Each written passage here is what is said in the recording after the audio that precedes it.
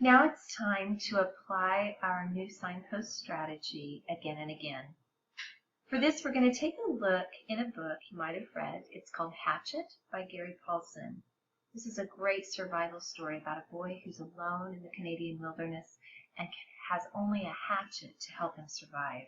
It's a great book and part of a great series. I recommend it to anybody who likes adventure and survival stories. Follow along as I read from the first pages of the opening chapter. Brian, the main character, is seated next to the pilot in a small plane flying over the forest in the far north. Brian Robeson stared out the window of the small plane at the endless green northern wilderness below. It was a small plane, a Cessna 406, a bush plane, and the engine was so loud, so roaring and consuming and loud, that it ruined any chance for conversation. Not that he had much to say. He was 13 and the only passenger on the plane, with a pilot named, Jim or Jake or something, who was in his mid-40s and who had been silent as he worked to prepare for takeoff. In fact, since Brian had come to the small airport in Hampton, New York to meet the plane, driven by his mother, the pilot had spoken only 5 words to him. Get in the co-pilot seat, which Brian had done. They had taken off and that was the last of the conversation. There had been the initial excitement, of course. He had never flown in a single-engine plane before, and to be sitting in the co-pilot seat with all the controls right there in front of him, all the instruments in his face as the plane clawed for altitude, jerking and sliding on the wind currents as the pilot took off, had been interesting and exciting. Now Brian sat looking out the window with the roar thundering through his ears and tried to catalog what had led up to his taking this flight. The thinking started. Always it started with a single word: divorce. It was an ugly word, he thought, a tearing, ugly word that meant fights and yelling. Lawyers, God, he thought, how he hated lawyers who sat with their comfortable smiles and tried to explain to him in legal terms how all that he lived in was coming apart, and the breaking and shattering of all solid things. His home, his life, all the solid things. Divorce. A breaking word. An ugly breaking word. Let's pause for a moment in our reading. I noticed right away that Paulsen is using the again and again signpost. Paulsen has Brian speak that word divorce twice, and he emphasizes it too by letting it stand alone as a one-word sentence. And Brian has obviously thought of it many times before because he says that his thinking always started with that word. If the thinking always starts this way, he's thought of divorce many times before. So at this point, I don't know exactly how divorce plays a part in this story.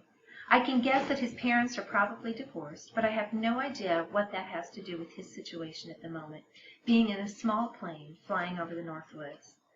I'll ask myself the anchor question: why does this keep showing up again and again?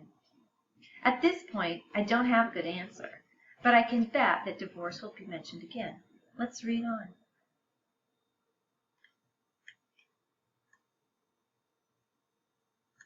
Divorce. Secrets. No, not secrets so much as just the secret. What he knew and had not told anybody. What he knew about his mother that had caused the divorce. What he knew. The secret. Divorce. The secret. Well, that was quick. Just a few more lines and we see that the author is using this strategy, repetition, yet again. What have you spotted in this passage? Take 2 minutes and discuss with someone nearby what you noticed. Then talk about why you think this might keep showing up again and again. See how many possible answers to that question you can come up with. You're making inferences here as you make those answers.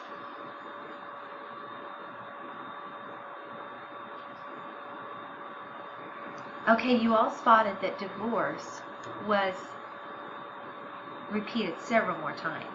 There was also secrets that was repeated, and also what he knew. What he knew keeps being reported.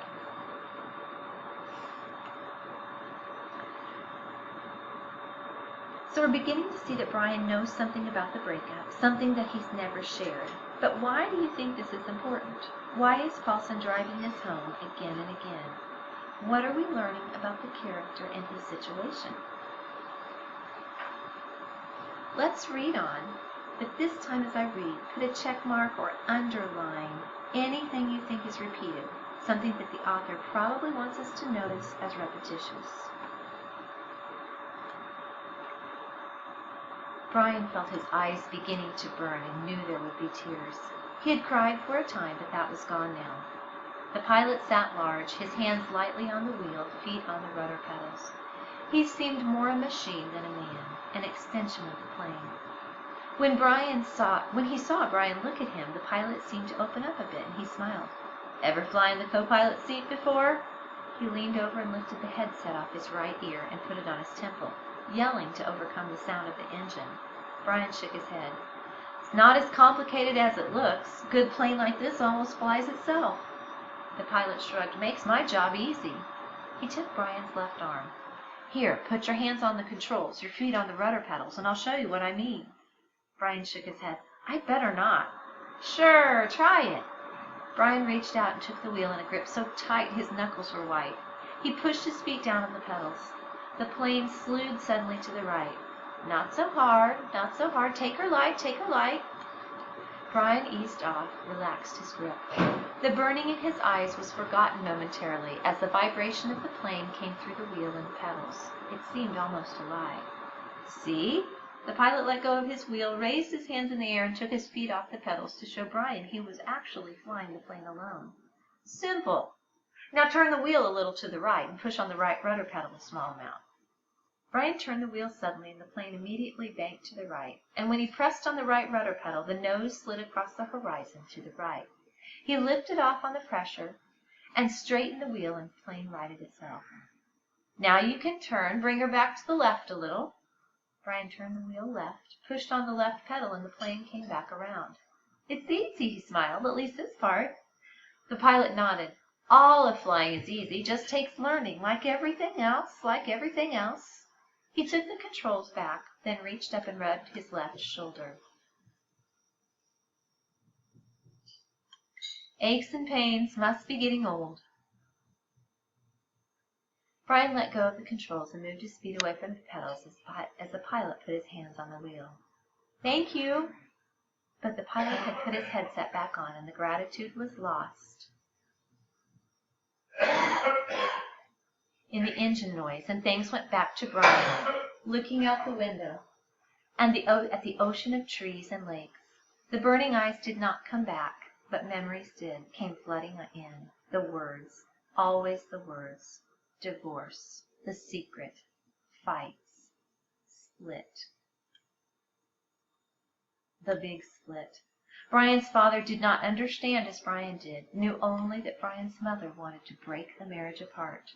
The split had come, and then the divorce, all so fast, and the courts had left him with his mother except for the summers and what the judge called visitation rights. So formal. That was a long passage. What repetitions did you notice? Take a moment to jot down the repetitions that you saw, the again and the again, and then ask yourself that anchor question. Why does this keep showing up again and again?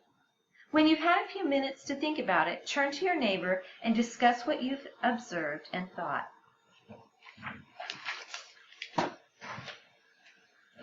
Hey guys.